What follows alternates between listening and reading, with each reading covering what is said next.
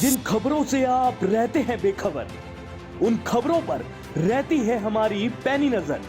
सत्ता के गलियारों से सीधे आप तक, गांव कस्बों से लेकर शहर तक की हर एक खबर, गली मोहल्लों से लेकर चौपाल तक का सफर, दिखाएंगे आपको हर एक खबर, सिर्फ और सिर्फ खबर आप तक पर।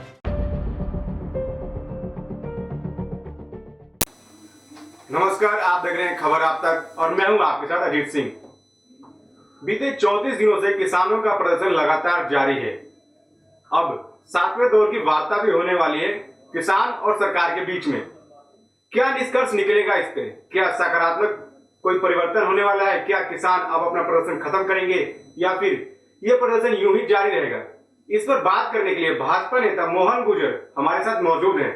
तो सबसे पहले तो आपका बहुत बहुत स्वागत है हमारे चैनल में।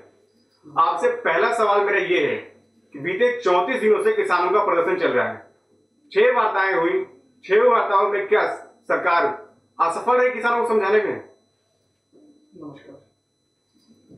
देखिए, जब से कृषि बिल आया है और लगातार ये विरोध प्रदर्शन जो चल रहा है, सरकार की पहले दिन से मंशा यही है कि किसान इसके मूल फायदे समझने की कोशिश करे, ये उनके लिए कितना हितकारी है ये समझने की कोशिश करे।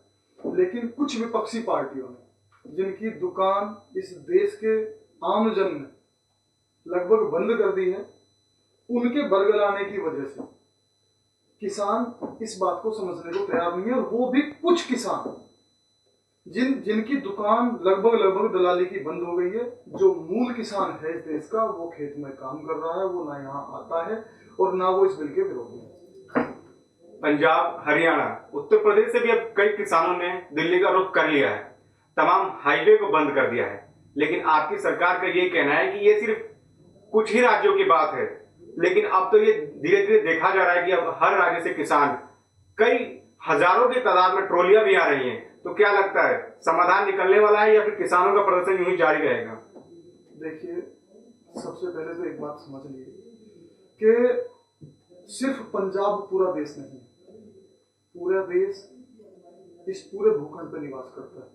और इस जो आंदोलन की शुरुआत हुई वो पंजाब से हुई। वो पंजाब से सिर्फ इसलिए हुई क्योंकि वहां जो एफसीआई का 2 से 2.5% का कमीशन था इन किसान नेताओं का, उनकी जब वो कमीशन खत्म हुआ, उस अपने कमीशन को बचाने के लिए इन्होंने सिर्फ किसानों को बरगलाने का काम किया और रोड जाम करने जैसे ऐसे काम किए। अब आइए यूपी के किसानों पर। यूपी के किसानों का जो नेता है आदरणीय राकेश टिकैत जी, जिस दिन ये बिल आया था, सबसे पहले ऑन रिकॉर्ड चीजें हैं, सबसे पहले इन्होंने इस बिल का समर्थन किया था और इस बिल को बाबा महेंद्र सिंह टिकैत जी का सपना बताया था। और इन्होंने खुद कहा था कि अब इस देश के किसान की दशा और दिशा दोनों सुधरेंगे। लेकिन किसान क्यों नहीं समझ रहे? क्योंकि आप, जैसे कि आपकी सरकार ने कहा कि इस बिल में हम संशोधन करने के लिए तैयार है अगर किसान मान जाए तो। किसान ये कह रहे हैं कि एमएसपी पर आप कानून बना दीजिए, हम अपना प्रदर्शन वापस ले लेंगे, हम अपने घरों को चले जाएंगे। तो आप एमएसपी पर कानून क्यों नहीं बना रहे? देखिए, जहां तक कानून की बात है और घर जाने की बात है, मैं फिर अपनी बात को दोहरा रहा हूं, मूल किसान इस देश का यहाँ है ही नहीं, वो खेत में। और जो किसान यहाँ है, वो जो इस देश की राजनीतिक पार्टियां हैं जिनकी दुकान बिल्कुल बंद पड़ी हुई है, वो उस किसान को कभी भी घर जाने नहीं देंगे। क्यों? क्योंकि वो अपनी राजनीतिक रोटियां यहाँ सेक रहे हैं। जैसे कल राहुल गांधी आए, राहुल गांधी अपने पिछले 15 साल का मैनिफेस्टो उठाए, उस हर बिल में उन्होंने इस बिल को, हर मैनिफेस्टो में इस बिल को लाने की बात की है। लेकिन चूंकि उनका अब राजनीतिक हत्या हो चुकी है, उनकी दुकान में कुछ नहीं बचा, तो वो सिर्फ किसानों को बरगलाने के लिए, उनको बहकाने के लिए आज यहाँ आके उनका समर्थन कर रहे हैं। भैया, जब ये बिल इतना बुरा था तो फिर आप अपने मैनिफेस्टो में क्यों ले रहे थे? आप सिर्फ इसलिए इसे अपने मैनिफेस्टो में नहीं ले पाए। क्यों? क्योंकि आपके नेताओं की दुकान बंद हो जाती जो इसमें संलिप्त थे। और इस बिल को लागू करने के लिए आपको इच्छा शक्ति की जरूरत थी जो आप में नहीं थी। और एक बात और कहता हूं, किसी भी जो भी बिल इस देश में आ रहा है, ये कृषि बिल पे आज तक कोई सुधार कभी नहीं हुआ था। कभी किसी भी सरकार ने किसानों की चिंता नहीं की। देखिए, जब तक कुछ परिवर्तन नहीं होगा तो आप कैसे समझ सकते हो कि देश की स्थिति में बदलाव होगा? कुछ परिवर्तन सरकार करेगी तभी तो देश दूसरी दिशा में चलेगा। किसान लगातार ये कह रहे हैं कि अगर ये किसानों के पक्ष के लिए था, किसानों के हित के लिए था, तो किसानों से चर्चा क्यों नहीं की गई? क्यों पीठ पीछे सरकार ने किसानों के लिए बिल पेश कर दिया जब कोरोना काल चल रहा था और देश में एक तालाबंदी का माहौल था? उस समय सरकार ने क्या ये अडानी अंबानी के हित के लिए फैसला लिया? देखिए, पहली बात, कोई भी बिल कैसे पास होता है? कोई भी बिल आमजन के बीच से पास नहीं होता। बिल पास होता है लोकसभा में, राज्यसभा में, फिर राष्ट्रपति की मोहर लगती है। तो जब ये बिल, इस बिल पर चर्चा हो रही थी, तो क्या ये विपक्ष की जिम्मेदारी नहीं थी कि उस दिन इस बिल पर चर्चा करते? तब तो विपक्ष को सिर्फ बायकॉट करने से फुर्सत नहीं होती। विपक्ष तो कह रही है कि हमने हंगामा किया था, काफी कोशिशें की, लेकिन बीजेपी बहुमत में थी, उसने अपनी बहुमत का फायदा उठाया और बिल को पारित कर दिया संसद में। हंगामा क्यों किया? आप जब 15 साल से एक चीज कह रहे हो कि लगातार कि हम इस बिल को लाएंगे, हम इस बिल को लाएंगे, तो भाई हंगामा क्यों कर रहे थे आप? आज क्या बुराई हो गई इस बिल में? आप यही तो समझने की बात है कि अब उन्हें लग रहा है उनके नेताओं की वैसे तो दुकान बंद हो ही गई है। क्यों? क्योंकि इस देश को एक विकासशील सरकार मिली है, देशभक्त सरकार मिली है। तो जब उनकी दुकान बंद हो गई तो अपनी उस दुकान को बचाने के लिए अपने नेताओं की दलाली तो बचा लें। सरकार में तो आना नहीं है, ना रहना है कभी। दिल्ली में जो किसान प्रदर्शन कर रहे हैं, उनका ये कहना है कि पीएम मोदी गुजरात चले जाते हैं बात करने के लिए, मध्य प्रदेश चले जाते हैं बात करने के लिए, लेकिन हम 10 किलोमीटर दूर रहते हैं उनसे, हमसे आज तक उन्होंने बात नहीं किया, हमारी समस्या को नहीं जाना। देखिए, जिस दिन से धरना प्रदर्शन शुरू हुआ है, उस दिन से सरकार किसानों के लिए लगातार काम कर रही है। जैसे जब किसान आए, उनके खाने पीने की व्यवस्था के लिए, उनको जगह देने के लिए लगातार काम कर रही है। हमारे कृषि मंत्री नरेंद्र सिंह तोमर जी, देश के गृह मंत्री, लगातार किसानों से चर्चा कर रहे हैं। और माननीय प्रधानमंत्री जी ने अभी मन की बात में भी किसानों से चर्चा की। तो ये तो एक अजीब सी बात हुई ना, जब देश का गृह मंत्री, कृषि मंत्री लगातार किसानों से बात कर रहे थे, कहां बात बचती? किसान लगातार ये कह रहे हैं कि ये बिल किसानों के हित के लिए नहीं है और ये अडानी अंबानी को लगातार फायदा पहुंचाने के लिए इस बिल को सरकार ला रही है। जैसे कि अभी कई किसानों ने बिजली के टावर जो अडानी अंबानी, जियो, रिलायंस का था, उन सबको बाइकआउट किया। लगातार किसान ये कह रहे हैं कि ये सरकार सिर्फ अडानी की है, उन्हीं की सुनती है, हम लोगों की नहीं सुन रही और जब तक बिल वापस नहीं लेगी हम नहीं जाएंगे। तो फिर क्या कहना चाहेंगे इन किसानों को? देखिए, अडानी और अंबानी जी की जहां तक बात है, इस बिल से उनका क्या लेना देना? मेरे हिसाब से तो इस बिल से उनका कहीं तक भी कोई लेना देना नहीं है। भाई, अगर हम प्राइवेटाइजेशन की बात करें तो सरकार ने किसके साथ ये जबरदस्ती की है कि भैया अपनी जमीन आपको अडानी को देनी है, अंबानी को देनी है? और दूसरी बात, इस बिल को कोई पढ़े तो प्राइवेटाइजेशन में कहीं भी किसी भी जमीन का कोई भी एग्रीमेंट नहीं है। अगर एग्रीमेंट है तो सिर्फ फसलों का है, तो फिर कैसे जमीन दी जा रही है? ये सिर्फ इस विपक्ष का बरगलाना है और इनका झूठ बोलना है ताकि किसानों को बहका सके।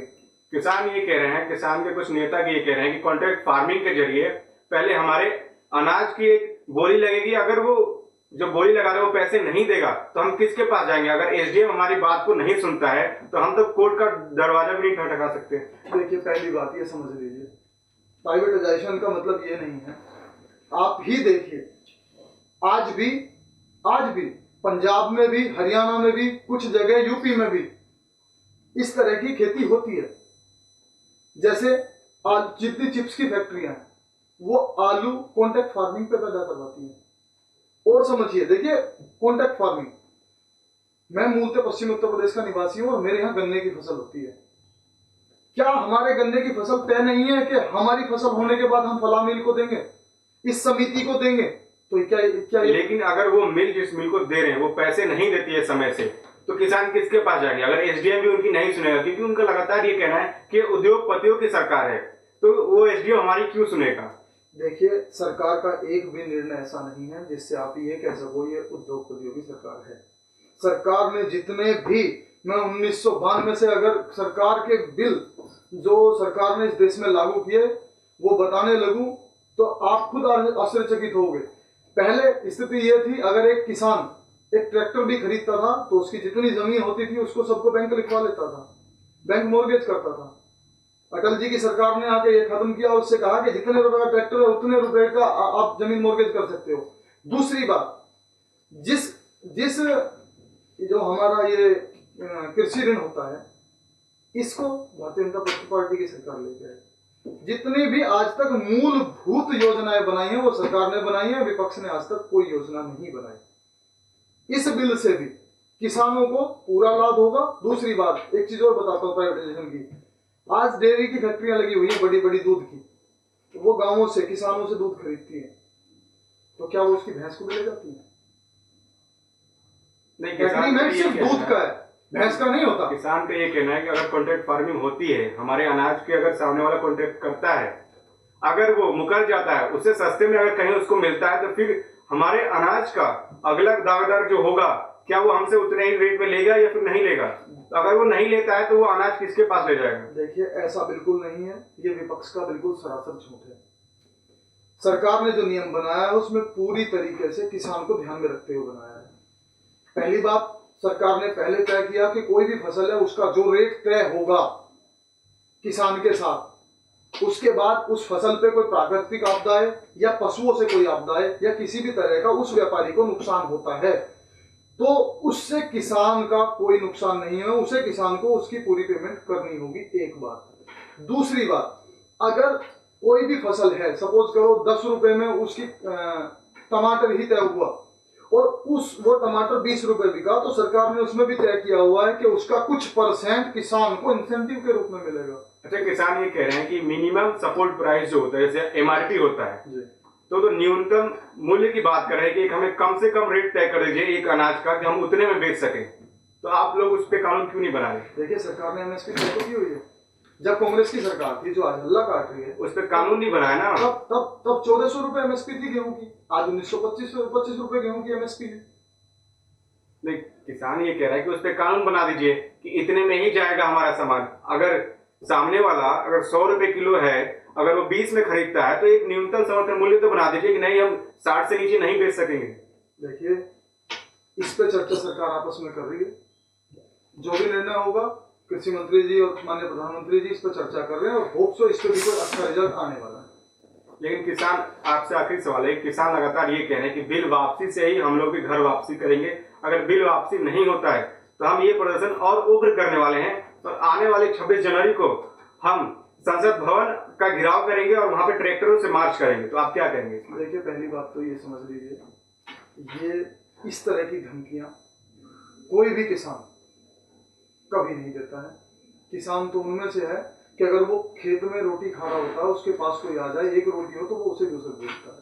या अगर उसका खाना है, उसे पता है कुत्ता खेत में भूखा बैठा है, तो वो अपना खाना भी उसे खिला देता है। तो किसान कभी उग्र नहीं होता। उग्र कौन होता है ये आपको पता है। उग्र सिर्फ वो लोग हो रहे हैं जिनको डर लग रहा है कि जैसे पहले कानून आए उनका विरोध हुआ, ऐसे ही आने वाले जो भविष्य में कानून हैं, इस कानून का विरोध करके सरकार को इतना डरा दो कि वो देश हित का और कोई कानून ही ना ला पाए। ये विरोध एक विरोध नहीं है, ये विरोध अगर इस तरह का, आप मुझे एक चीज समझाइए, ऐसी क्या जिद है कि बिल ही वापस लो?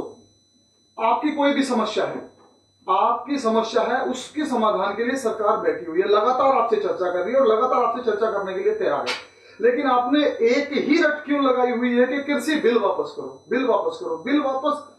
इस बिल का विरोध नहीं है, ये बिल पिछले तक का विरोध है। आज मैं दावे के साथ कहता हूं, जैसे आज ये बिल वापस होगा, कल राम मंदिर के उस डिसीजन पर पुनर्विचार के लिए कहा जाएगा, फिर एनआरसी पे दोबारा उसके लिए ऐसे धरने प्रदर्शन होंगे, फिर 370 के लिए, इसी तरह के रोज धरने ही होते रहेंगे ताकि सरकार को बदनाम किया जा सके और बिलों को वापस लिया जा सके। तो इसलिए बिल वापस कोई समाधान नहीं है। जो समस्या है उसके समाधान के लिए बात की जाए तो बहुत बेहतर है। बहुत बहुत शुक्रिया हमसे जुड़ने के लिए और बात करने के लिए। अभी देखना होगा कि 7वें जो दौर की जो वार्ता होने वाली है सरकार के साथ, उसमें क्या फैसला लेती है सरकार। क्या कानून वापस होगा या फिर एक बीच का रास्ता निकालेगी सरकार और किसान अपने बीच में, ताकि प्रदर्शन भी हो, जो प्रदर्शन है वो भी जल्दी खत्म हो और सभी किसान अपने अपने घरों को लौट जाए। बाकी खबरों के लिए देखते रहिए खबर अब तक।